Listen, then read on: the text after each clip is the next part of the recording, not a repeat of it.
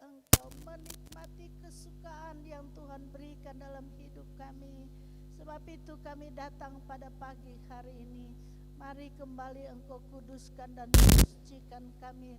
Roh-Mu selalu ada dalam hati kami, supaya ya Tuhan sungguh-sungguh kami menikmati hadirat-Mu di dalam setiap hidup kami. Ya Bapa di sorga, terima kasih untuk hidup ini. Hidup hanya bagi Engkau saja. Terima kasih ya Tuhan. Terima kasih kami sudah berkumpul bersama-sama. Kami mau bersuka cita, mau meninggikan dan memuliakan nama Tuhan. Karena hidup kami adalah kepunyaan-Mu. Terima kasih Bapa di sorga. Terima kasih Tuhan, kami siap memuji dan memuliakan nama Tuhan. Kami menyerahkan seluruh hidup kami kepadamu. Dan kami mau berbakti kepadamu ya Bapa di sorga. Dalam nama Tuhan Yesus Kristus kami sudah berdoa. Haleluya. Amin. Silakan duduk Bapak Ibu Saudara. Haleluya, mari kita mau sama-sama lebih lagi untuk memuji dan memuliakan nama Tuhan. Karena kita tahu bahwa Allah sanggup melakukan segala perkara dalam hidup kita. Mari kita mau bersuka cita, kita mau memuliakan nama Tuhan.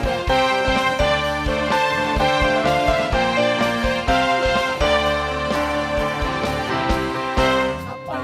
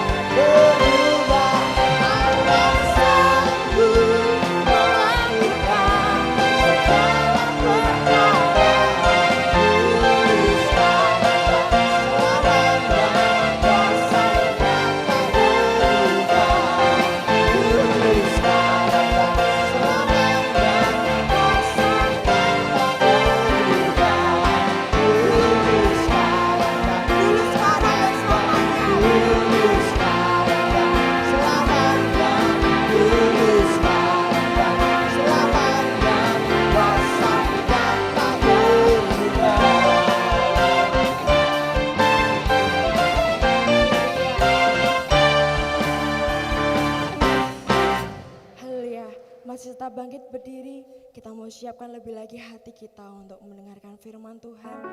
Kita percaya bahwa Allah sanggup, Dia Yesus sanggup melakukan perkara yang besar dalam setiap kehidupan kita. Haleluya Yesus. Kami percaya kepada kuasa-Mu yang terlebih besar ya Tuhan.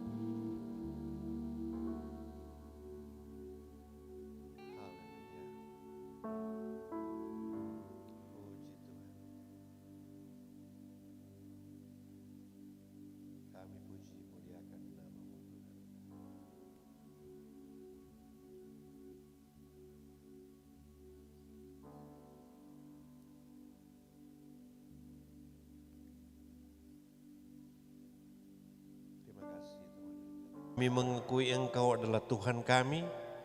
Kami beriman kepadamu Tuhan. Dan kami mau hidup dalam kasih-Mu Tuhan.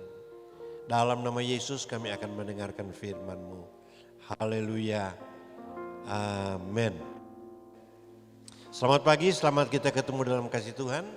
Firman Allah pagi hari ini, satu tema yang sederhana.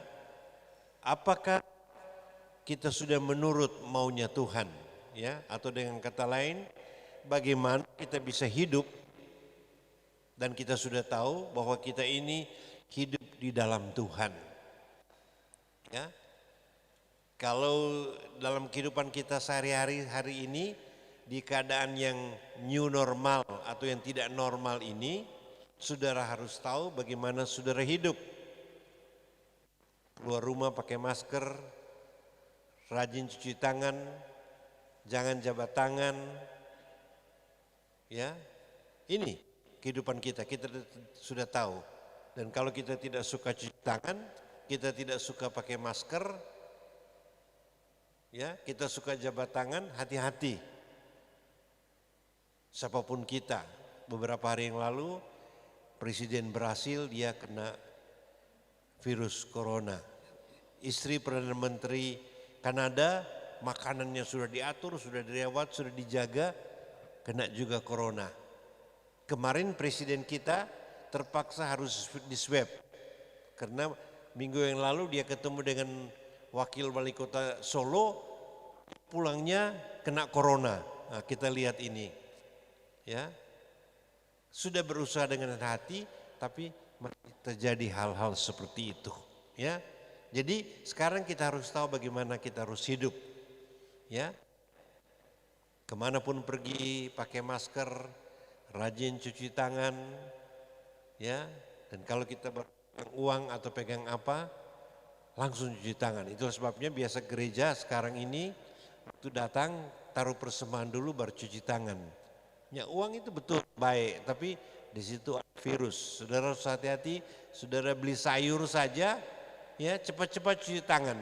Karena di Pare, ya beberapa bulan yang lalu 14 orang kena sesudah ditelusuri. Mereka 14 orang ini suka beli sayur karena yang kena penjual sayurnya. Ya, 2 minggu yang lalu di Kediri pendeta dari Jakarta datang meresmikan sebuah apotik, 43 orang yang kena, wali kota marah. Nah, itulah sebabnya kita harus tahu bagaimana kita harus hidup di saat ini. Apakah kita sudah menurut aturan new normal atau tidak? Nah, lebih dari itu kita sekarang dalam kebenaran firman Tuhan, kita harus tahu apakah kita ini sudah menurut maunya Tuhan atau tidak. Ya, kita senang anak-anak menurut maunya kita. Ya, pemerintah senang rakyat patuh ya kepada aturan-aturan yang ada. Lebih dari itu, demikian dengan Tuhan. Nah, tentu kita harus bagaimana kita ini, apa sudah menurut maunya Tuhan atau tidak. Mari kita baca dulu Roma pasal 10 ayat 9 sampai ayat 11. Roma pasal 10 ayat 9 sampai 11. Mari kita baca sama-sama. 2, 3. Sebab jika kamu mengaku dengan mulutmu Yesus adalah Tuhan dan percaya dalam hatimu bahwa Allah telah membangkitkan diri dari antara orang mati, maka kamu akan apa? Kamu akan diselamatkan. Ayat berikutnya, karena dengan hati orang percaya akan dibenarkan, dengan mulut orang mengaku dan diselamatkan. Ayat 11, karena kitab suci berkata, barang siapa yang percaya kepada Dia tidak akan dipermalukan. Sama-sama ayat 11, tapi barang siapa itu diganti dengan saya. Ya, 2, 3. Karena kitab suci berkata, barang siapa atau saya yang percaya kepada Dia tidak apa? Tidak akan dipermalukan. Percaya akan Dia artinya apa? Artinya kita bergantung dan berharap kepada Tuhan. Kita sudah tahu aturan-aturannya. Ya, kalau di rumah ibu, bapak kasih aturan anak-anak pulang sekolah, cuci tangan, makan siang, sesudah itu tidur. Itu dulu. Kalau sekarang bisa tidur sepanjang hari ya karena tidak ada aktivitas di sekolah. Tapi sekarang kita harus lihat apakah kita ini sudah menurut maunya Tuhan. Sebagaimana pemerintah menganjurkan supaya kita hidup di zaman new normal atau yang tidak normal ini, kita harus menyesuaikan. Kita harus menyesuaikan diri kita. Sekarang saya akan membawa kita beberapa ayat yang menolong kita supaya kita bisa tahu bahwa kita ini sudah menurut maunya Tuhan. Menurut maunya Tuhan itu artinya apa? Kita sudah menyenangkan kepada Tuhan. Menyenangkan Tuhan itu artinya apa? Kita sudah patuh kepada Tuhan. Sudah patuh kepada Tuhan artinya apa? Kita mau dengar-dengaran kepada Tuhan. Yang pertama, percaya kepada Tuhan. Jadi yang pertama ini percaya kepada Tuhan, ya. Jadi yang sangat penting menentukan kita sudah hidup menurut mau Tuhan. Yang pertama kita percaya kepada Tuhan. Yohanes 5 ayat 24. Aku berkata kepadamu, sesungguhnya barang siapa mendengar perkataanku dan percaya kepadaku, dia yang mengutus aku, sama-sama baca. Ia mempunyai hidup yang kekal dan tidak turut dihukum, sudah pindah dari maut ke dalam hidup. Ini Tuhan Yesus berkata, sesungguhnya barang siapa atau bapak, ibu, saudara yang mendengar pagi hari ini, mendengar perkataan Tuhan, mendengar firman Tuhan dan percaya kepada Tuhan, ya yang sudah mengutus Yesus, maka saudara dan saya akan mempunyai hidup yang kekal. Apa artinya hidup yang kekal? Kita tidak akan mati dan mati lagi. Ya, dalam dunia kita sementara, tetapi kemudian pada waktu Yesus datang kedua kali, Alkitab katakan apa? Dengarlah bunyi sangkakala, trompet dari sorga, maka Tuhan akan turun dari sorga dan membangkitkan orang-orang yang mati. Apakah itu bapak kita, ibu kita, saudara kita yang di dalam Tuhan? Dan kemudian Alkitab katakan sesudah itu kita yang ada dan percaya kepada Tuhan, kita akan terangkat naik mengalami kemuliaan daripada Tuhan. Ya, jadi sesungguhnya barang siapa, artinya siapa yang punya telinga dan mau mendengar. Ada yang punya telinga tidak mau mendengar. Ya, ada sudah mendengar tapi tidak percaya. Tuhan mau supaya mendengar dan percaya karena Tuhan katakan saudara dan saya akan mempunyai hidup yang kekal.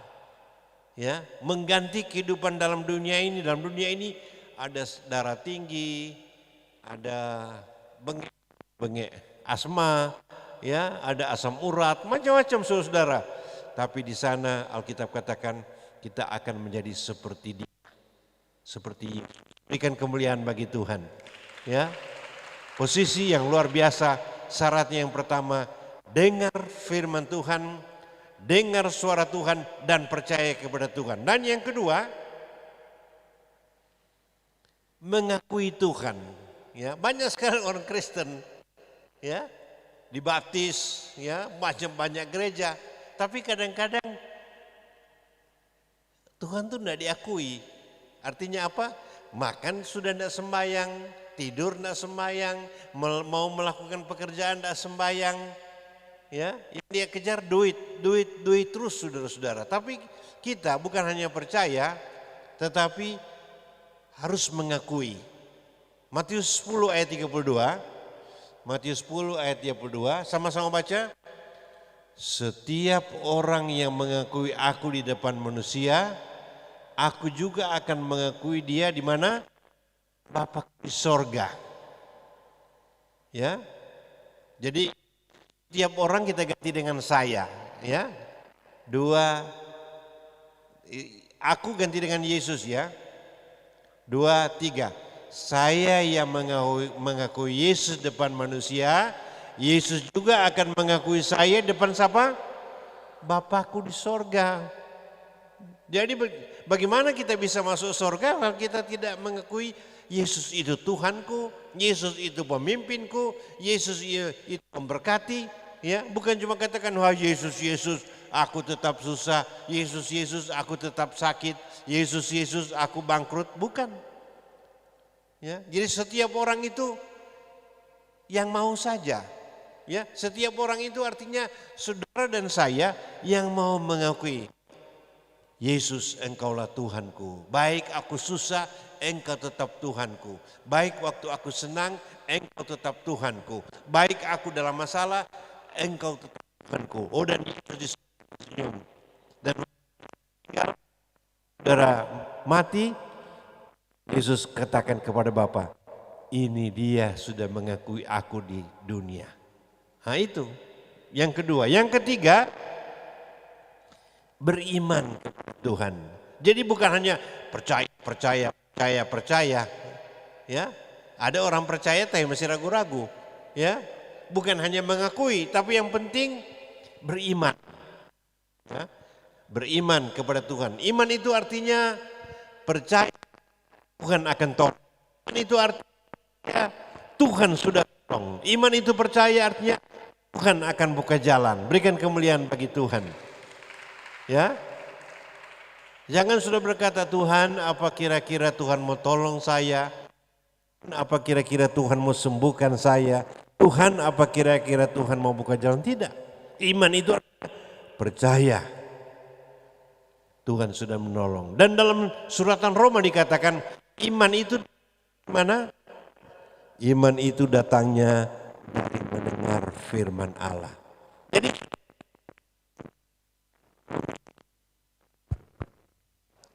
saudara tidak pernah akan memiliki iman kalau saudara tidak suka dengar firman Allah.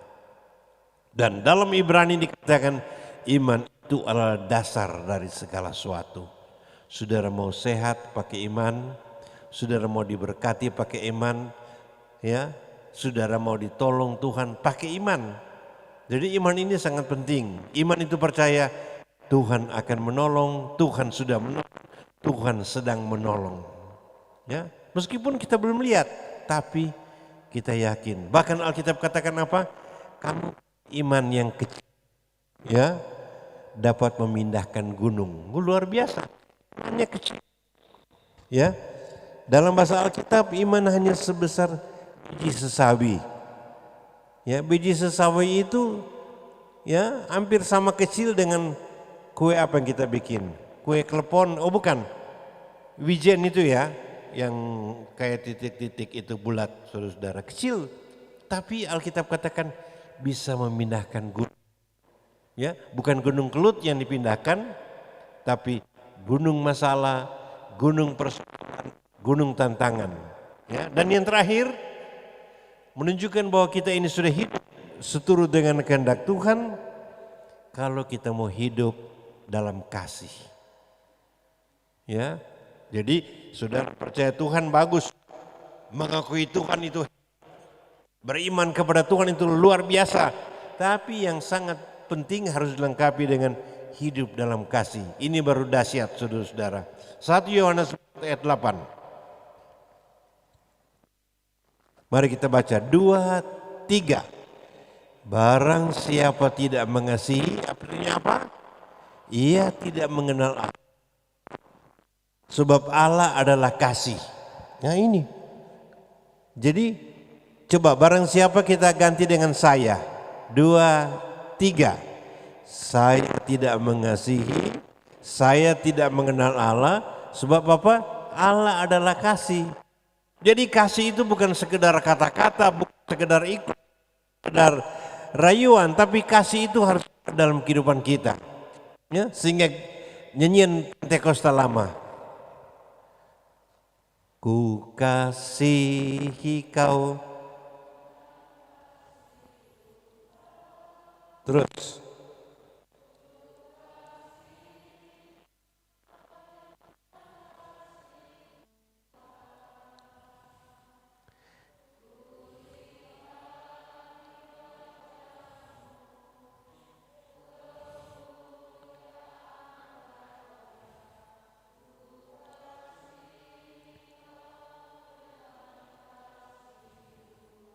Berikan kemuliaan bagi Tuhan.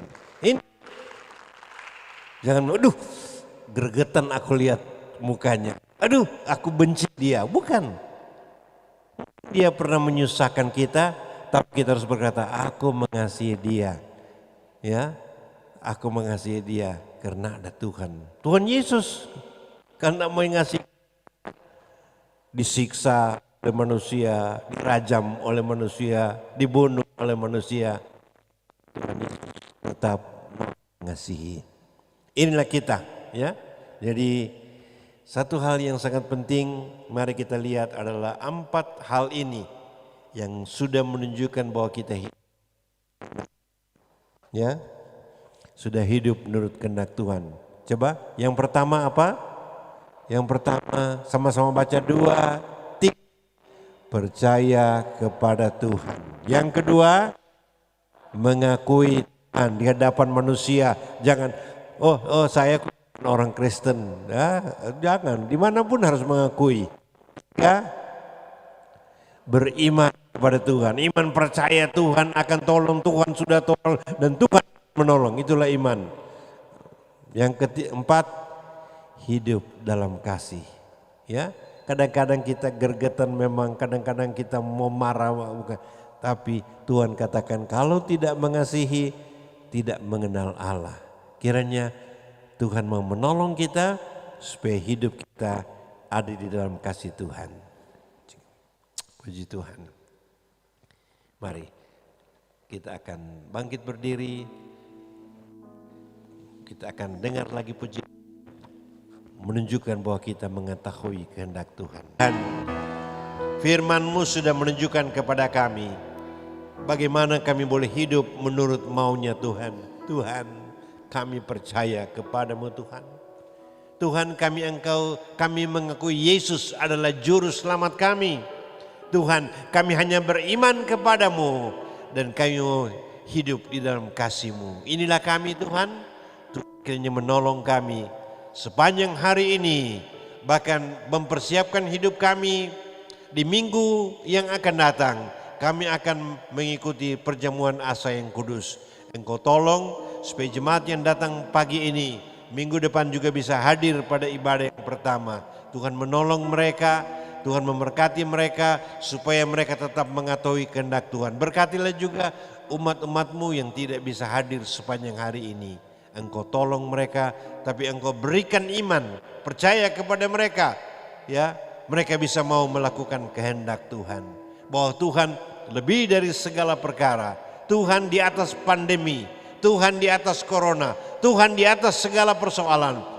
Di balik itu kami harus tetap waspada dan menjaga hidup kami supaya hidup kami sesuai dengan firman-Mu. Terima kasih Tuhan, dalam nama Yesus kami sudah berdoa. Berikan kemuliaan bagi Tuhan. Amin.